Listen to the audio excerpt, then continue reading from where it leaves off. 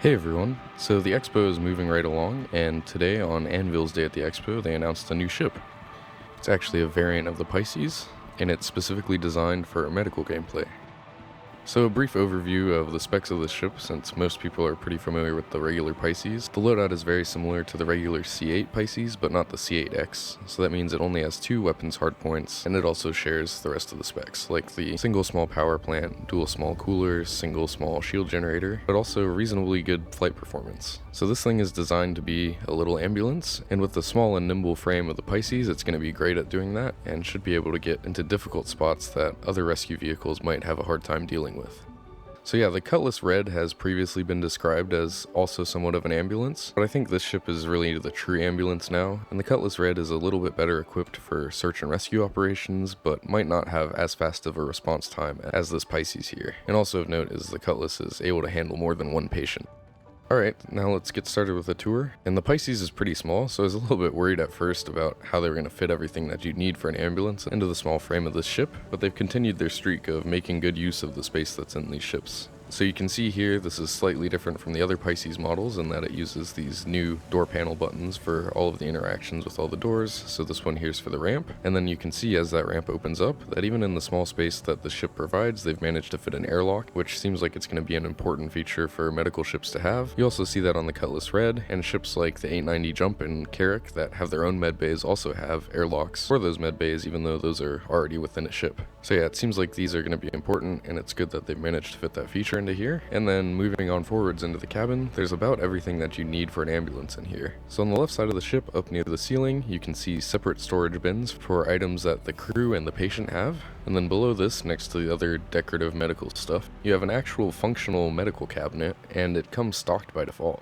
So this is a really great feature. It means that you've got med pins and food and water available if you need them, as well as the other types of injectable healing pin thingies. And this is a really great feature because this ship is already going to be great for fast response times just because it's so small. You can get from the entry point to the pilot seat in a couple of seconds, and it's just set up for fast response times. So not having to worry about stocking up on these supplies every time you spawn this ship is a great thing to have. Although I'd also like to see this feature eventually be available more generally. Many ships have galleys, even if they don't have a specific medical area, and it would be nice to be able to just pay a sort of stocking fee like you do for ammo and fuel, and just have these areas stocked with food, and they could maybe even make it so that you can customize what's available if you really want to in the future. But yeah, for now, this is really convenient to have on here, and could potentially save your life. Moving over to the right side of the ship, this is the main feature that separates this from the other variants, and it's the Tier 3 medical bed. So yeah, even though this bed looks a little bit fancier than what you see on the Cutlass Red, it's still a Tier 3, and that means that while it can heal most injuries, it's not going to be able to revive you like the other beds can at the moment. And as convenient as it would be to have a tiny little ship like this where you could revive yourself if you happen to die to any of the numerous glitches that might cause you to die as you're exploring the verse, I understand for gameplay reasons that it's good to have distinction between the med beds available on different size classes of ships, and this should create some fun gameplay in the future to have to bring patients back to better equipped medical facilities. And you can already kind of do this with this ship because it fits in the hangar bay of the Carrack, and the Carrack has a higher tier medical bed, so potentially if you wanted to run this ship with the Carrack, you could have a nice little medical gameplay setup before the more dedicated hospital ships like the Apollo get into the game.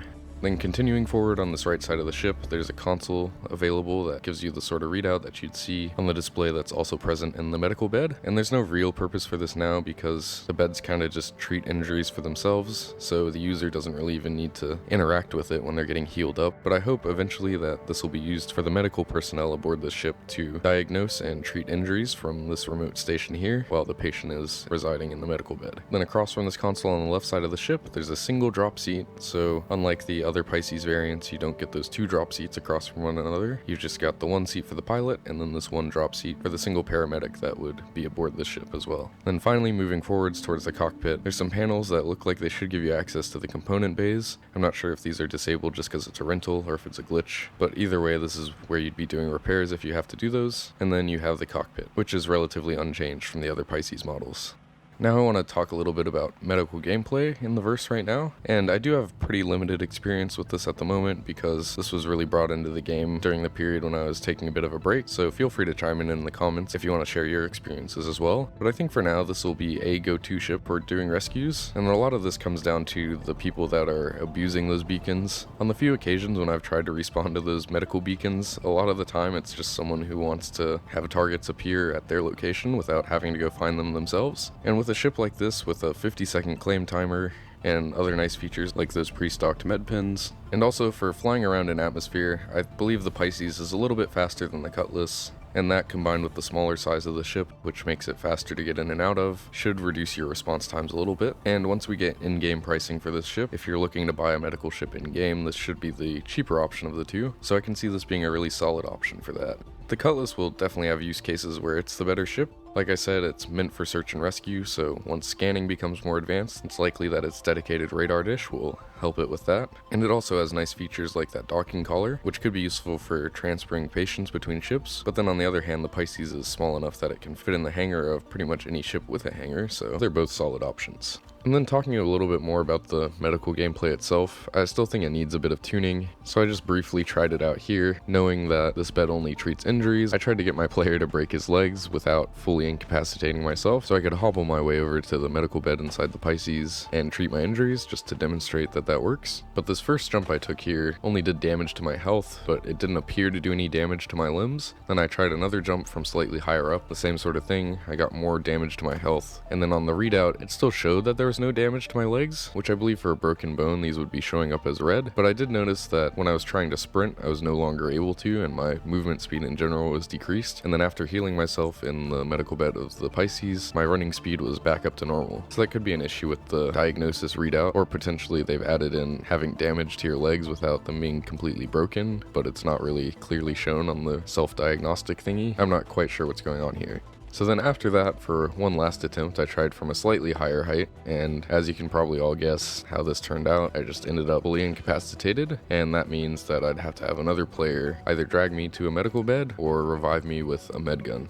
So I think it's better than it used to be. You don't always die instantly, but it's still often the case that you're fully incapacitated right away. But this is a big improvement from being irrecoverably dead, which happened right when they first introduced this gameplay. So in general, I'd like to see medical gameplay expanded a bit. I think the first thing that needs to happen is there needs to be more repercussions for abusing the beacon system, and maybe some CIG provided payout for completing the missions, because right now there's not a whole lot of incentive to do it. You can have those great experiences where you really help someone out, and that is pretty rewarding just in itself, but it's also very frustrating to be jumped repeatedly when you're just trying to help out other players. And the current default compensation of 15,000 credits is often too much for a player to want to pay just to wait around while someone may or may not come to help them, and too little to incentivize medics to get there quickly and travel the often long distances that they have to get there. And then once there's more reason to be engaging in medical gameplay, it would be nice to see it expanded to be a little bit more complex. I think beams are okay for a first implementation, but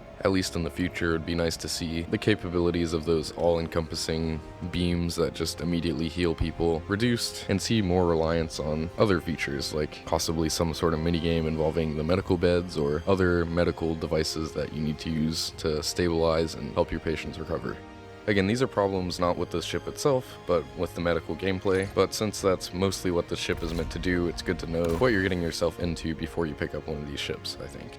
Alright, so just to wrap up, I think this is a good ship. It fills a gap that did exist, because the Cutlass Red always did feel a little bit big for a space ambulance to me, and this also is a true starter option for getting started in medical gameplay. It's not quite as cheap as the other starters, but it's a whole lot less than a Cutlass Red, and it'll probably be reasonable in game. And also looking at it as a starter, it can do everything that a regular Pisces can do pretty much, with the exception of hauling cargo, because you give up that cargo bay for the medical bay. But with that limited amount of space, you really weren't going to be making that much money hauling anything in your regular Pisces. So yeah, you can still use this to do delivery missions, but another downside is it's not like the C8X, which has 4 hard points, which is just barely enough to get you started in combat missions. With the C8 and C8R's dual size 1 hard points, you're not really going to be doing much combat at all, and especially for a new player, that would be a very frustrating experience. But yeah, let me know what you guys think about this ship. I like how it looks. It looks exactly like how I would have imagined it, although I would say that the emergency lights on this ship could be a little bit bigger. But yeah, let me know what you guys think, and thanks for watching.